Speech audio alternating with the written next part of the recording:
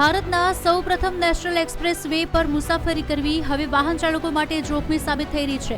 લાખો રૂપિયાનો તોતિંગ toll tax વસૂલતી સિસ્ટમની મોટી બેદરકારી સામે આવી છે. એક્સપ્રેસ વે પર આવેલી 4 નદીઓના પુલ પર મોટા ગાબડા પડી ગયા છે અને રાત્રે અંધારપટ રહેવાના કારણે વાહન ચાલકો મોતના મોઢામાં ધકેલાઈ રહ્યા છે. અમદાવાદ વડોદરા એક્સપ્રેસ વે પર આવેલી શેઢી, ખારી, મેશ્વો અને વાત્રક નદીના પુલો ઉપર રોડ બેસી ગયો છે અને મોટા મોટા ગાબડા પડ્યા છે.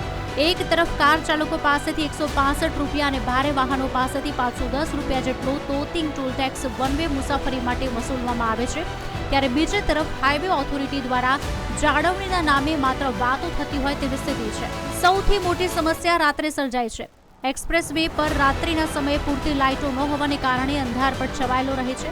પરિણામે પૂર ઝડપે દોડતા વાહનો અચાનક આ ગાબડાઓમાં પછડાય છે, જેના કારણે વાહનોના ટાયર ફાટવા, સસ્પેન્શન તૂટવા અને ગંભીર અકસ્માતો સર્જાવાની ઘટનાઓ વધવા લાગી છે. મુસાફરોના જાનમાલ જોખમમાં મુકાયા હોવા છતાં જવાબદાર તંત્ર આંખ આડા કામ કરી રહ્યું છે. તોતિંગ ટેક્સ વસૂલવા છતાં રોડની આ દુર્દશાને લઈને વાહન ચાલકોમાં ભારે રોષ જોવા મળી રહ્યો છે.